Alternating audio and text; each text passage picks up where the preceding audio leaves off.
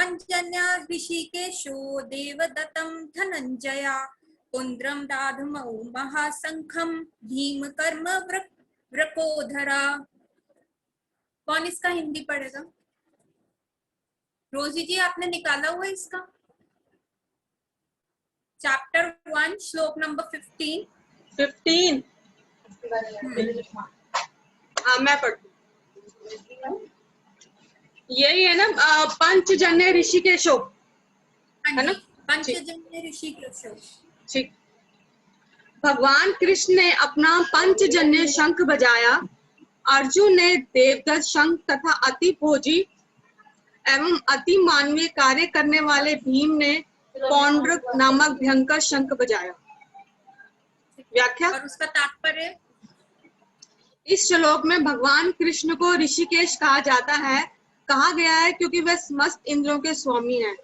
सारे जीव उनके भिन्न नाश हैं, अतः जीवों की इंद्रियां भी उनके इंद्रियों के अंश हैं। चूंकि निर्वेशवादी जीवों की इंद्रियों का कारण बताने में असमर्थ है, इसलिए वे जीवों को इंद्रिय रहित या निर्विवेश कहने के लिए उत्सुक रहते हैं। भगवान पॉज कीजिए।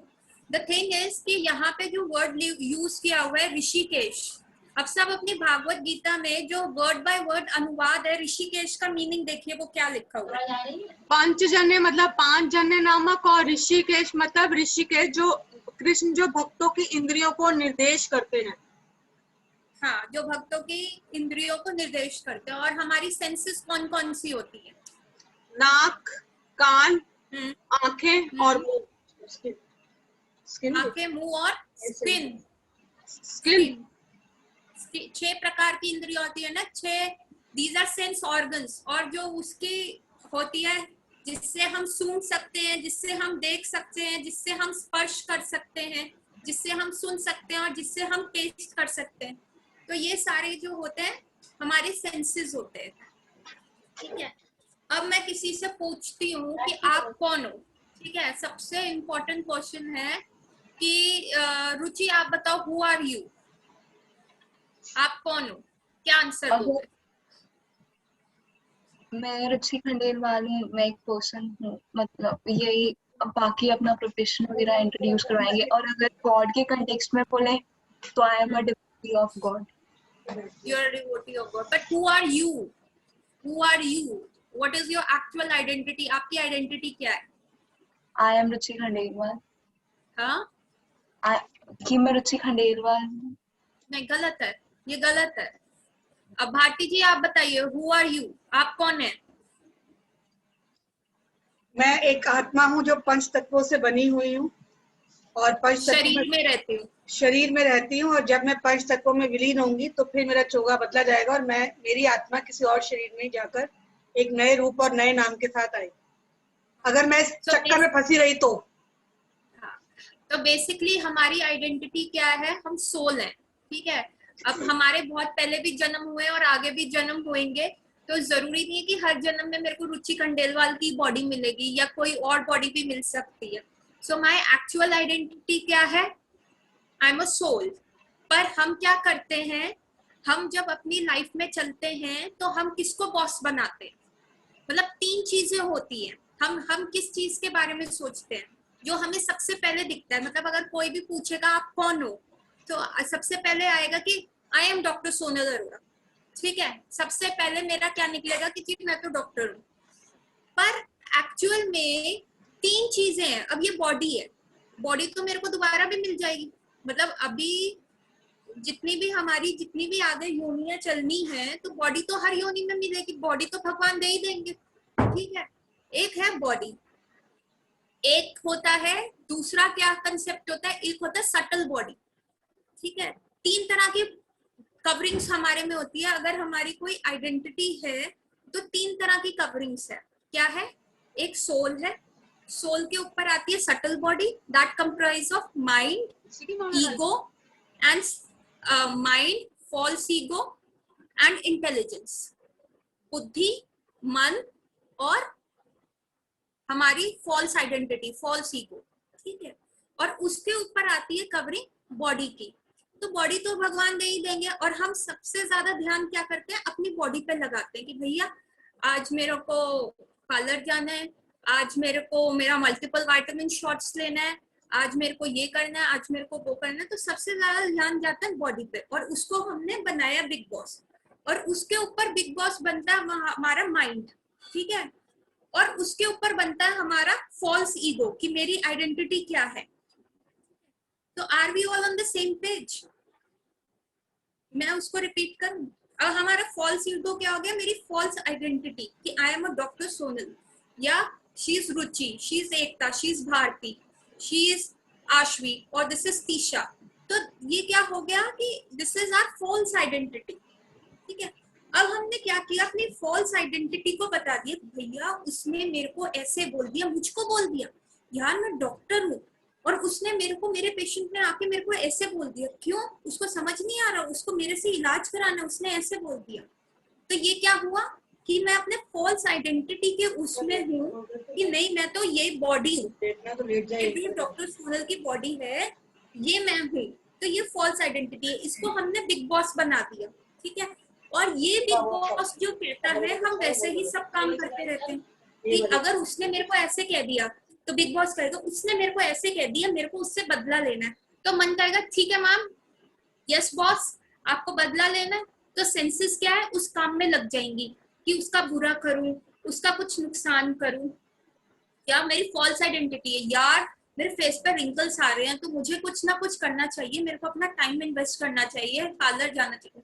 माइंड कहेगा ठीक है, यस मैम, ओके, माइंड तो फॉलो करेगा। तो मेरी सेंसेस क्या हो जाएगी, सारा टाइम मैं लगी रहूंगी, सेल्फी खींच रही हूँ, रिंकल्स देख रही हूँ, मेकअप प्रोडक्ट्स कर रही हूँ। तो क्या होता है, जो हमारा बिग बॉस आप जिसको बनाते हो, आपकी कंपनी का सीईओ जिसको बनाते हो, वो उसके नीचे क्या होता है, ये सब काम चलता रहता है, सेंसेस जो है करते रहते हैं। तो अब दिक्कत ये है कि अब मैं बिग बॉस किसको बनाऊं? मेरे पास ठीक है बॉडी तो गई, ठीक है, तो बॉडी तो चली जाएगी, और जो मेरे पास सटल बॉडी है जो मेरे साथ जाएगी, जो मेरे सोल के साथ जाएगी, और वो मेरे आगे की चीजों को डिसाइड करेगी, वही सारा कर्मा करती है, और वो आगे मेरा क्या बर्थ होगा या क्या मेरे को डिसीज आएगा या कुछ भी होगा, वो चीज वो डिसाइड करेगी। तो अब मैं बताओ तीन चीजों में से बिग बॉस किसको बनाऊं? फॉल्स ईगो बना हुआ है तो मेरी गति हो रही है, ठीक है। उसके बाद आता है माइंड, माइंड तो बच्चा है, माइंड को जैसे बोलोगे वो ऐसे करेगा, वो सेंसेस का राजा है, तो सेंसेस उसी हिसाब से चलेंगी। और जो तीसरा मेरे पास बचता है वो है इंटेलिजेंस। तो अब मैं किसको बिग बॉस बनाऊं जिससे मैं डिसीजेस से बच सकती हूँ? अगर मैं, मेरा फॉल्स ईगो ही बिग बॉस रहेगा तो हमेशा मेरे को ये लगता रहेगा कि मेरे को ऐसे बोल दिया या मुझे ऐसा करना चाहिए, तो क्या होगा, मैं डिसीजेस में आऊंगी। उसने मुझे ऐसा बोल दिया, मुझे गुस्सा आ रहा है, अरे उसकी गाड़ी मेरी गाड़ी से अच्छी कैसे, ईर्ष्या आएगी। और वो हमने पहले भी क्लासेस में पढ़ा कि जो भी हम ऐसे नेगेटिव इमोशंस को बढ़ाते हैं, तो ये जो नेगेटिव इमोशंस होते हैं वो मेरी बॉडी में कोई ना कोई डिसीज ला सकते हैं। तो अब क्वेश्चन आता है कि मैं बिग बॉस किसको बनाऊं? माइंड को बनाऊं या इंटेलिजेंस को बनाऊं? फॉल्स ईगो तो बना के मेरा बैंड बज गया, सारे मतलब पूरे यूनिवर्स में सब फॉल्स ईगो को बना रहे हैं, इवन हम ह्यूमंस क्या है, इंद्र भी। तो हम किसको तीनों में से किसी को नहीं बनाना। किसी को नहीं बनाएंगे तो फिर हम कैसे चलेंगे? फिर कंपनी विदाउट अ बॉस, तो वो तो वैसे ही, उसका तो दिवालिया वैसे ही निकल जाएगा अगर कोई कंपनी का बॉस ही नहीं है, तो सबसे सोल्यूशन होगा ना। सो व्हाट इज द, सबसे पहले मेरा क्वेश्चन क्लियर है सबको, एवरीवन, ठीक है। सो अब मेरा सबसे बड़ी समस्या है कि मैं अपनी कंपनी का बॉस किसको बनाऊं?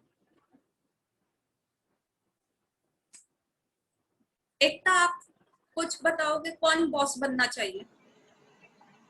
माइंड को बनाओ, वही बताएगा कि माइंड को बना दिया। माइंड में तो पिछले जन्म के सारे संस्कार छिपे हुए हैं। माइंड तो ऐसा प्रोटोटाइप है कि पिछले जन्म के जितने भी संस्कार, अगर मैं पिछले जन्म में किसी का खून करके भी आई हूँ तो मेरे में वो क्रूरता होगी, माइंड में तो वो जिसको कहते हैं ना उसका ब्लूप्रिंट होगा, जितने भी जन्मों के संस्कार होंगे। जैसे आपका बच्चा है वो आपको देखता है, तो आपके घर में कोई भी आएगा तो वो कह देगा कि ये रोजी जी का बच्चा, क्यों? आदतें मिलती हैं। कैसे मिलती हैं? कॉपी किया जाता है ना। या पिछले जन्म में कोई बहुत ज्यादा क्रूर होगा, या पिछले जन्म में कोई बहुत ज्यादा साधु होएगा, तो इस जन्म में भी उसकी प्रवृत्ति थोड़ी शांत होएगी।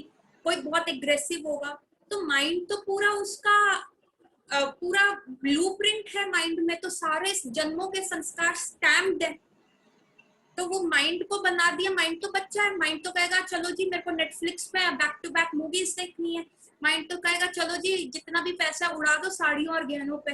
माइंड तो कहेगा कि मेरा गोल्ड की ज्वेलरी उसकी गोल्ड की ज्वेलरी से अच्छी होनी चाहिए, उड़ाओ अपने पति का पैसा जितना उड़ा सकते हो। माइंड कहेगा कि भैया वो स्विट्जरलैंड गए हैं घूमने, तो मेरे को तो न्यूजीलैंड जाना ही जाना है। वो तो माइंड है, वो तो बच्चा, वो तो जिद करेगा। और सेंसेस का राजा है।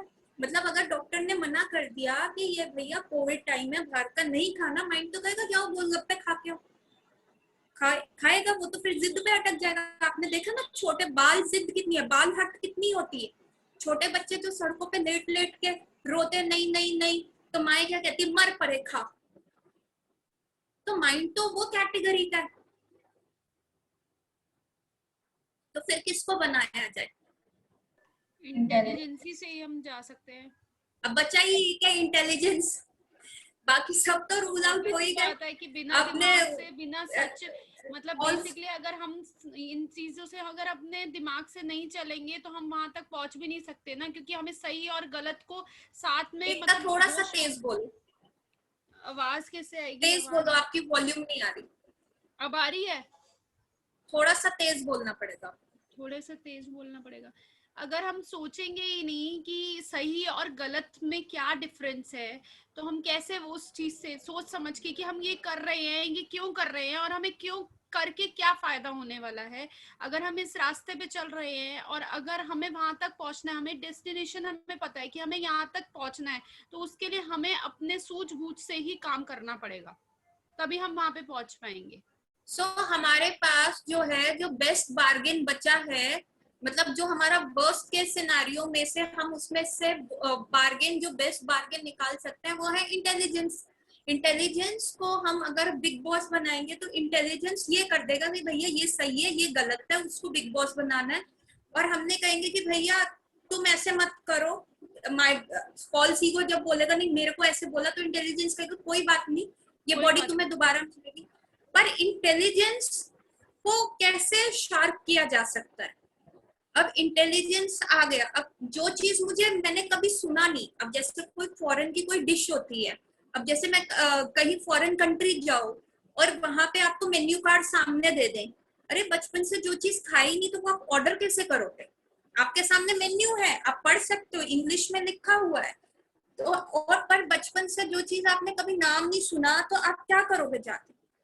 आप कैसे बताओगे? जैसे मैं न्यूजीलैंड गई थी, तो न्यूजीलैंड में उन्होंने हमारे सामने मेन्यू रख दिया, तो मैं उस वेटर के पास गई, मैं कहा इसमें क्या क्या डला है, like I am a pure vegetarian, मुझे समझ में ही नहीं आया कि मैं क्या ऑर्डर करूं, कि इसमें क्या डला हुआ है, इसमें क्या डला हुआ है। पूरी रेसिपी जब हमने पूछी उसमें से, फिर मैंने कहा रेसिपी में से ये हटा दो, ये हटा दो, वो हटा दो, वो हटा दो, तो कहते मैडम सिर्फ आलू बच जाएंगे। फिर मगर तुम वही ले आओ। तो आलू के साथ मैं आइडेंटिफाई कर सकती हूँ क्योंकि वो चीज मैंने खाई हुई है। पर जो चीज मैंने खाई नहीं, तो इंटेलिजेंस भी क्या करेगी? तो क्या करना चाहिए? अगर मेरी इंटेलिजेंस भी ऐसे वर्स्ट बार्गेन में चली जाती है, तो व्हाट इज मेरे लिए बचा क्या है? तो क्या करना चाहिए? What is the Midway? बताओ रुचि, आप कुछ कह रहे थे।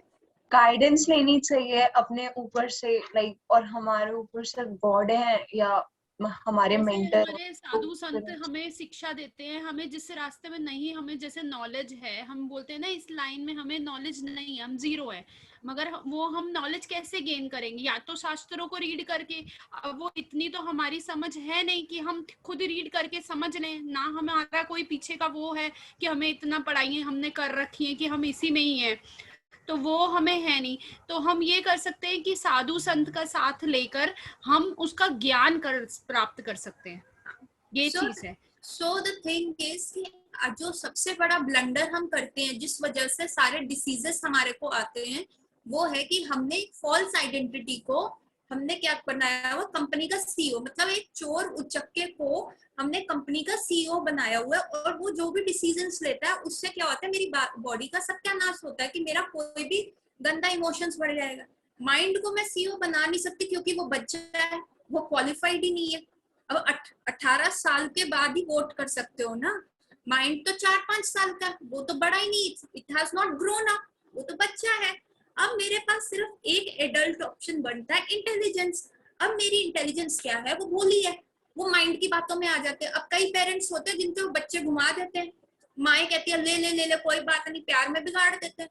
अब मेरा इंटेलिजेंस जो है वो ऐसा एडल्ट है, अब मुझे उसको स्ट्रॉन्ग एडल्ट कैसे बनाना है, वो मुझे बनाना है गुरु, साधु और शास्त्र से। ठीक है, जब मुझे नॉलेज होगी, अगर आज मुझे नॉलेज है कि भाई कोविड टाइम है, अगर मैं बिना मास्क पहने बाहर जाऊंगी या बिना हाथ को सैनिटाइज नहीं करूंगी, ये स्टीम नहीं लूंगी या गॉगल्स नहीं करूंगी, तो मैं अपने आप को कोविड के एक्सपोजर में डाल रही हूँ। और मैं अगर कोविड के एक्सपोजर में अपने आप को डालूंगी तो मैं बीमार हो जाऊंगी, बीमार हो जाऊंगी तो अस्पताल जाना पड़ेगा, वहां मेरी कंडीशन डिटोरेट होगी। तो जब मुझे ये नॉलेज मिल गई तो मैं अपने आप को बचा सकती हूँ। ठीक है, वेरी सिंपल। अगर मुझे पता है अगर मेरा गला खराब है, फीवर है और मैं बाहर गोलगप्पे खा लूंगी तो मेरा गला खराब और हो जाएगा, मेरे को और तेज बुखार आ सकता है। तो ये जब मुझे नॉलेज हो गई तो मैं अपने आप को बचा सकती हूँ। तो अब अगर मैं अपनी इंटेलिजेंस को शार्प कर दूं और मैं अपनी इंटेलिजेंस को ये सारी चीजें बताऊं, तो वो क्या करेगा, वो मेरे को आगे चलकर डिफरेंट डिसीजेस से बचाना शुरू कर देगा। जितने भी इमोशंस होंगे कि भाई मेरी सास ने मुझे ऐसे कह दिया, या मेरे फ्रेंड्स ने ऐसे कह दिया, या मेरी आज एजुकेशन इतना हो गया, डिग्री हो गई, तो जब ऐसे इमोशंस आने लगेंगे जिससे मैं अपनी फॉल्स बॉडी के साथ, फॉल्स ईगो के साथ आइडेंटिफाई करूंगी कि भाई आज डॉक्टर सोनल की सास के साथ उसकी लड़ाई हो गई और डॉक्टर सोनल की सास ने उसे ताना मार दिया, और मैं क्लिनिक में बैठ के यही सोच रही हूँ भाई इसने क्यों कर दिया, ये कर दिया। तब क्या होगा, तब इंटेलिजेंस जिसको मैंने सीईओ बनाया हुआ है ना, वो एकदम एक्शन में आ जाएगा, कहेगा वेकअप मैम, आप सीईओ नहीं हो, अब आप हट गए हो, फॉल्स आइडेंटिटी आप हट गए हो। तो इंटेलिजेंस आ जाएगा। क्या हो गया अगर उन्होंने कुछ कह दिया, कोई बात नहीं, तुम्हारे पास और कंस्ट्रक्टिव वर्क है, तुम इस जगह ध्यान लगाओ, तुम अपने पेशेंट्स देखो, तुम अपनी किताबें पढ़ो, तुम आगे देखो कि तुम्हें क्या करना है। तो इंटेलिजेंस के बाद बहुत सारे ट्रिक्स एंड ट्रेड्स आ जाएंगे जब वो दिमाग डाइवर्ट हो जाएगा। फिर क्या होगा, जो जलता हुआ इमोशन होगा जिसपे मैंने हाथ रखा होगा, हाय ये लड़ाई हो गई, हाय लड़ाई, अगर ज्यादा देर मैं किसी भी जलते हुए चीज पे रखूंगी तो मेरा हाथ जलेगा। लेकिन अगर मेरे पास ये इंटेलिजेंस आ जाए कि मेरे को हाथ हटाना है, जैसे छोटा बच्चा के जलता हुआ फूल का भी हाथ में पकड़ लेगा और फिर उसको पकड़ के वो रोने लग जाएगा, उसमें ये इंटेलिजेंस नहीं होती कि उसे हटा दो। पर जब हमें पता चलता है, जब हम इंटेलिजेंस का यूज करते हैं कि भाई जलता हुआ कोई मेरे इमोशन अंगारा जो है मेरे हाथ में है, अगर मैं इसको हटा दूंगी तो मेरा हाथ जलने से बच जाएगा।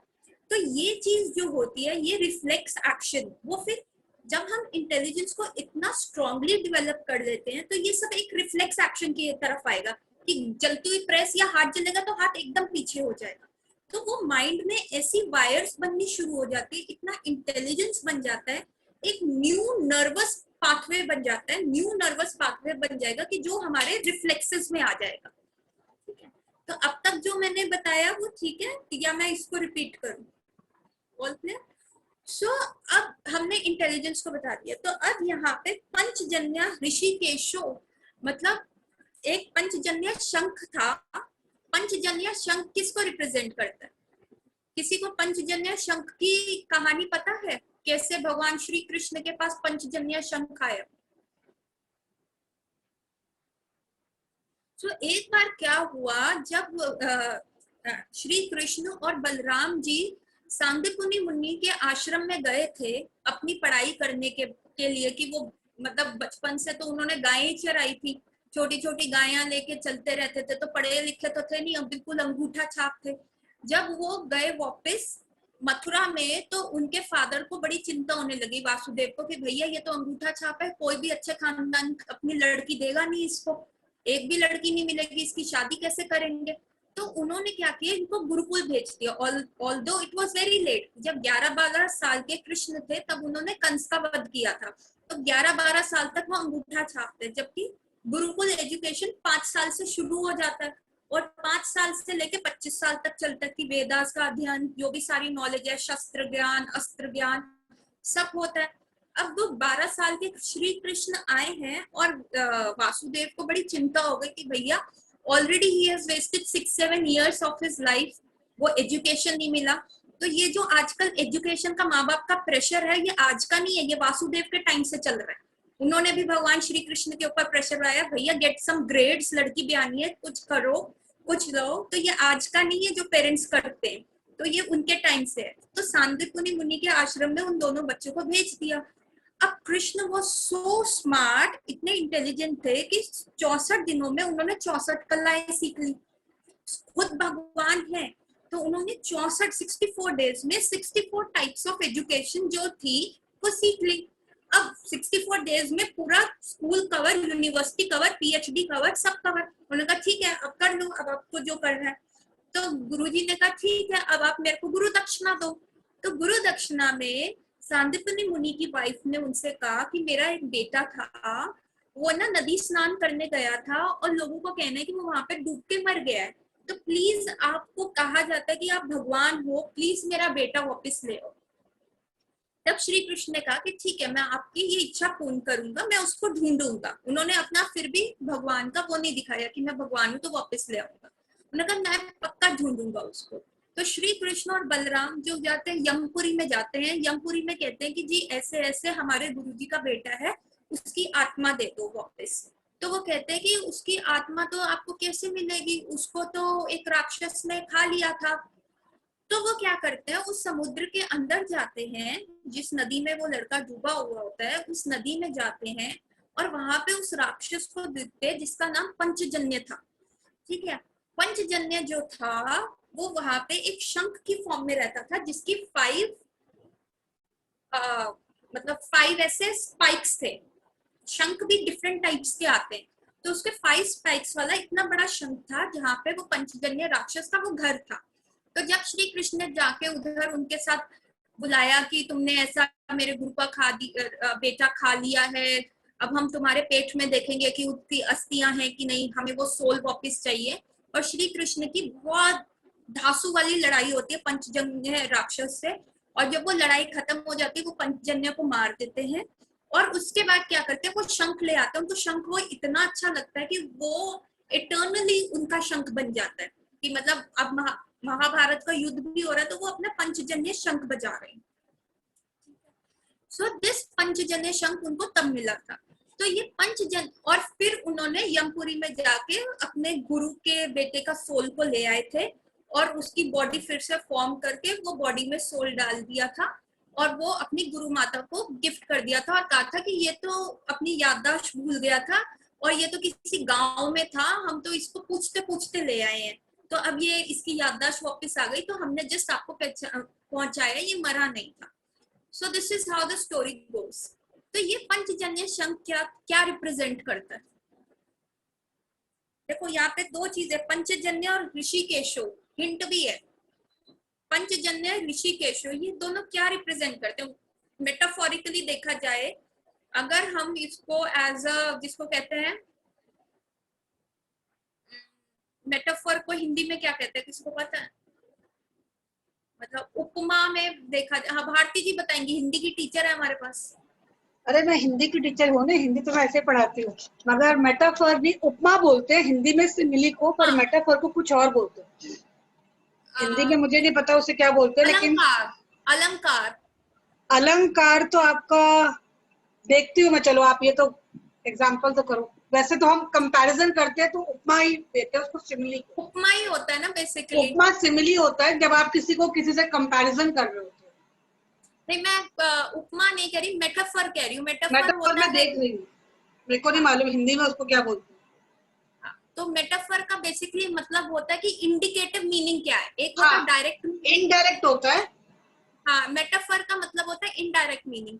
तो पंचजन्य का डायरेक्ट मीनिंग समझ आ गया कि शंख है श्री कृष्ण का, और मेटाफोरिक मीनिंग क्या होगा, जो इनडायरेक्ट मीनिंग जो हमें भागवत गीता के थ्रू मिल सकता है, जो नॉलेज हमें गुरु बताते हैं, तो वो मेटाफर क्या होगा पंचजन्य को।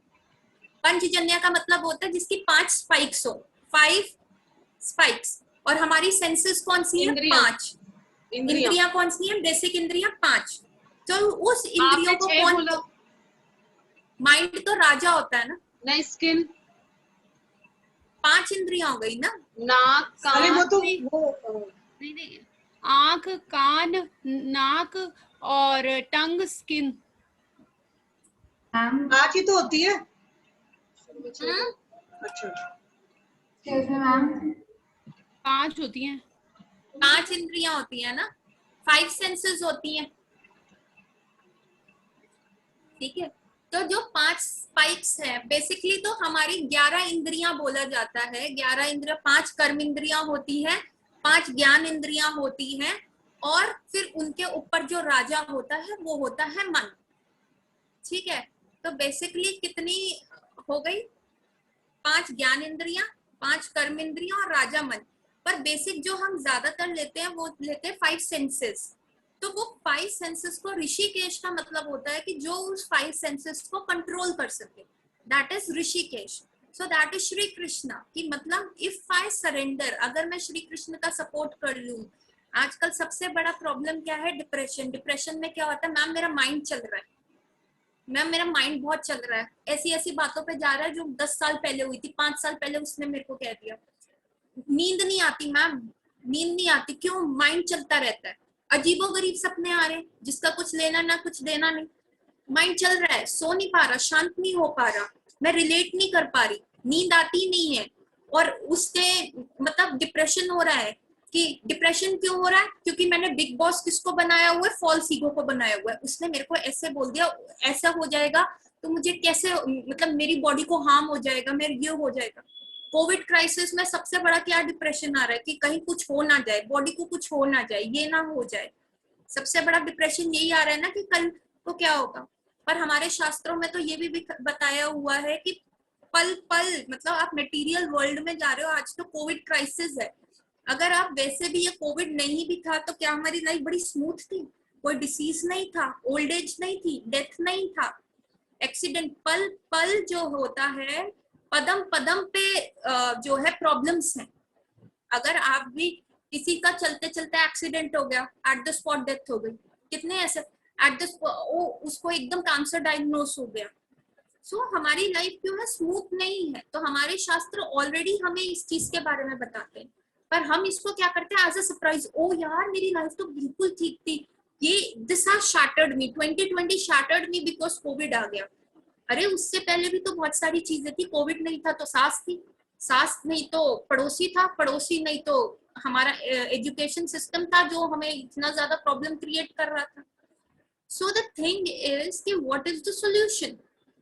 मैं अपनी सेंसेस को, मैं अपने माइंड को कैसे कंट्रोल करूं कि मैं डिप्रेशन में ना जाऊं, मुझे नींद सही आए, मेरा डाइजेशन सही रहे। सबसे इंपॉर्टेंट है इंटेलिजेंस को बिग बॉस बनाना है। और सरेंडर किसे करना है? ऋषिकेश को। ऋषिकेश कौन है? श्री कृष्ण, जो सेंसेस को कंट्रोल कर सकते हैं, जो 5 सेंसेस को कंट्रोल कर सकते हैं, मेरी सोचने की क्षमता को। तो वो मैं कैसे कर पाऊंगी? जब मैं अपनी इंटेलिजेंस को इतना स्ट्रॉन्ग बना लूंगी, जब मैं अपनी इंटेलिजेंस को इतना पावरफुल बना लूंगी कि वो एज अ रिफ्लेक्स एक्शन जाएगा, ठीक है। सो आज हम सिर्फ 2 वर्ड्स डिस्कस कर सके, और क्योंकि क्लास का टाइम ओवर होने वाला है तो मैं, भारती जी एक पिक्चर मैंने दी थी वो शेयर कर दो। अभी हम जो मेन टॉपिक था राइट और लेफ्ट ब्रेन का, वो हम आज डिस्कस नहीं कर पाए, वो हम नेक्स्ट क्लास में करेंगे। पर मैं आपको आज एक बहुत ही इंटरेस्टिंग फैक्ट बता रही हूँ। बहुत इंटरेस्टिंग फैक्ट है शंख के बारे में। वैसे कहते हैं हड्डियों को टच किया हो, जैसे किसी की अस्थियां उठाई हो, तो अस्थियां उठाने के बाद हमें स्नान करना चाहिए, ठीक है। पर वेद बताते हैं अब जो ये शंख होता है ये भी किसी जीव की अस्थि तो होती है, उसका घर होता है, उसका ये डिस्चार्ज किया बॉडी का पार्ट ही तो होता है शंख। स्नेल निकल जाता है, शंख रह जाता है, पता है ना सबको।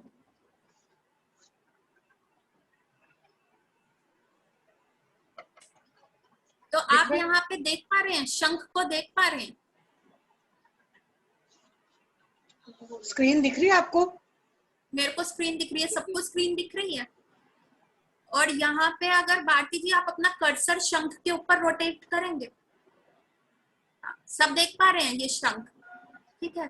ये 10 मुखी शंख है, ठीक है। इसको कहते हैं लक्ष्मी शंख। ठीक है। हर शंख का टाइप्स होता है और हमें ये सब पता है ना कि अगर स्नेल निकल जाता है तो वो शंख उसकी डेड बॉडी रह जाती है, सबको पता है ना। तो ये बेसिकली कंकाल होता है। और जब हम बॉडीज को टच करते हैं या किसी भी डेड बॉडी को मैं टच कर रही हूँ, तो वो डेड बॉडीज को टच करने के बाद सबसे पहले क्या करते हैं, घर आके स्नान करो, प्योरीफाई करो अपने आप को। पर मंदिरों में ये डेड बॉडी भगवान श्री कृष्ण के चरण कमलों में रखी गई है। तो वेदास जो होते हैं, जो शास्त्र होते हैं, हमें वो नॉलेज देते हैं कि what is right and wrong. जैसे कहते हैं कि कोई भी गंदी चीज करो या स्टूल पास करके आते हो तो उसके बाद स्नान करना चाहिए ताकि प्योरीफाई करो। लेकिन काऊ का डंग जो होता है, गाय का गोबर होता है, वो भी काऊ का स्टूल ही होता है, पर उसको हम टच करते हैं तो वो कहते हैं प्योरीफाई है। तो ये नॉलेज कहाँ से आती है? ये नॉलेज हमें गुरु, साधु और शास्त्र देते हैं। So a very interesting thing about the shankh is that कि अगर आपने अपनी इंद्रियों को कंट्रोल कर रखा है, कृष्ण को सरेंडर कर रखा है, और अगर आपकी भक्ति बहुत अच्छे लेवल पे, मतलब आपकी कुंडलिनी बहुत अच्छे लेवल पे राइज हो गई कि आपको किसी से ईर्ष्या नहीं है, आप किसी के साथ कंपेयर नहीं करते, अपने आप को गुस्सा नहीं करते, शांत रहते हो, माइंड आपके कंट्रोल में रहता है, शांत रहता है, आपका डाइजेशन अच्छा रहेगा, उसकी वजह से आपको नींद अच्छी आ रही है। और अगर आप ये शंख को अपने कान पे लगाओगे, अगर आप उस स्तर पे हो और अगर आप इसको अपने कान पे लगाओगे तो शंख में ऐसी आवाजें आएंगी जो गोलका वृंदावन में चल रही है, जो स्पिरिचुअल वर्ल्ड में, वैकुंठ में चल रहा है ना, वहां का क्या अफेयर चल रहा है, क्या हो रहा है। जैसे बीबीसी की न्यूज आती है, हमरे को अमेरिका का पता चलता है, या डिफरेंट कंट्रीज की डिफरेंट न्यूज आती है और हमारे चैनल पे आती है, तो हमें पता चलता है कि चाइना में क्या हो रहा है, अमेरिका में क्या हो रहा है, इंग्लैंड में क्या हो रहा है, या किसी भी कंट्री में क्या हो रहा है। अगर मैं अपने भक्ति के स्तर को या अपनी जिसको कहते हैं कुंडलिनी को इतना ज्यादा रेज कर लेती हूँ, और अगर मैं ये 10 लक्ष्मी शंख को अपने कान पे लगाऊंगी तो मुझे न्यूज मिलेगी कि वैकुंठ में एट द मोमेंट क्या हो रहा है, भगवान कृष्ण क्या कर रहे हैं, गैया चराने गए हैं, या वहां पे गोपियों से बात हो रही है, या वहां मैया की डांट पड़ रही है। तो breaking news of Vaikuntha planet आपको मिलेगी ये शंख से। ये शंख जो है हमें स्पिरिचुअल नॉइजेस देता है। अब ये शंख हमें स्पिरिचुअल, एक तो हो गया स्पिरिचुअलिटी के लिए कि ये हमें आगे तक कहाँ तक लेके जा सकता है, लेकिन ये शंख मेरे ब्रेन को कैसे कंट्रोल कर सकता है, मेरे ब्रेन वेव्स को कैसे कंट्रोल कर सकता है। और मेरे दिमाग में 2 पार्ट होते हैं, एक राइट ब्रेन होता है, एक लेफ्ट ब्रेन होता है। इसको हम नेक्स्ट क्लास में बहुत डिटेल में स्टडी करेंगे कि right side of the brain क्या कंट्रोल करता है और left side of the brain क्या कंट्रोल करता है, और ये शंख उस ब्रेन को कैसे कंट्रोल कर सकता है। इसके बारे में हम नेक्स्ट क्लास में पढ़ेंगे। तो बहुत इंटरेस्टिंग होने वाली है नेक्स्ट क्लास। जो चीज आपको पता भी नहीं है वो आपको पता चलेगी। स्क्रीन शेयरिंग हटा दीजिए, अब मैं क्वेश्चंस लूंगी। हाँ जी रोजी जी। सोनल, आपने सुना है शंख शंख के ऐसे कान लगा कर? मैं अभी, अच्छा मेरे को एक कन्फेशन भी करना है, क्योंकि रोज मेरी मम्मी और मेरा पति दोनों ये लेक्चर सुनते हैं, तो वो मेरे को कहते हैं कि तू तो बड़ी सयानी नानी बन के उनको लेक्चर्स देती रहती है, तू उस स्तर पे है कि नहीं है। तो मेरा कन्फेशन ये है कि जी मैं बिल्कुल उस स्तर पे नहीं हूँ, ठीक है। मेरे में खुद अपने बहुत सारे एंगर इश्यूज हैं। अभी भी मैंने भी फॉल्स ईगो को अपना एचओडी बनाया हुआ है, उसको मैं हटाने का प्रयास कर रही हूँ। तो ये जो क्लासेस है वो प्रयास है, और जो मैं बोल रही हूँ मैं बिल्कुल भी उसकी आइडल मूर्ति नहीं हूँ कि भैया मैं तो भैया बहुत ही उसको प्रैक्टिस कर रही हूँ। तो दिस इज माय कन्फेशन। और मेरे को ये क्लास का शुरू में बोलना था, क्योंकि दोनों ने मेरे को उंगली करी हुई थी कि बोलो, तुम जो सियानी नानी बन रहे हो तो थोड़ा अपना भी खोल के दिखाओ कि भैया तुम भी अभी पानी के अंदर हो। So these classes is not कि मैं बहुत ही गुरु बनने लायक हूँ या मेरे को शंख की स्पिरिचुअल वॉइसेस आ सकती है, नहीं, मैं अभी उस स्तर पे नहीं हूँ। पर हाँ प्रयास है और मन में है विश्वास, पूरा है विश्वास कि हम होंगे कामयाब, ठीक है। तो ये विश्वास जरूर है कि डेफिनेटली मैं साथ में हमें भी करवाओगे, साथ में हमें भी करवाओगे ना एक्सपीरियंस, साथ में हमें भी तो करवाओगे एक्सपीरियंस। हाँ सही बात है, अगर पहले मेरे को तो हो, क्योंकि जो स्पिरिचुअल ही टेस्ट साथ होता होता है है। ना, जो स्पिरिचुअल टेस्ट होता है वो सारे मटेरियल टेस्ट को सुपर कर सकता है। मतलब you can have a very good perfect life. So हम सब इकट्ठे उस वे पे जा रहे हैं और प्रैक्टिस कर रहे हैं। So now I will end the class here. और ये 15 श्लोक हम नेक्स्ट क्लास में फिर डिस्कस करेंगे। तो आज हमने डिप्रेशन के बारे में बात करी कि हमें माइंड का सबसे बढ़िया कंपनी का सीईओ हमें किसे बनाना है, इंटेलिजेंस को। और अगर कंपनी का सीईओ अगर मैं फॉल्स ईगो को बनाऊंगी तो मैं खराब हो जाऊंगी। और सेकेंडली माइंड तो बच्चा है, वो तो अभी क्वालिफाइड ही नहीं है, ठीक है। और नेक्स्ट टाइम हम शंख के बारे में बात करेंगे और राइट ब्रेन और लेफ्ट ब्रेन के बारे में। So let's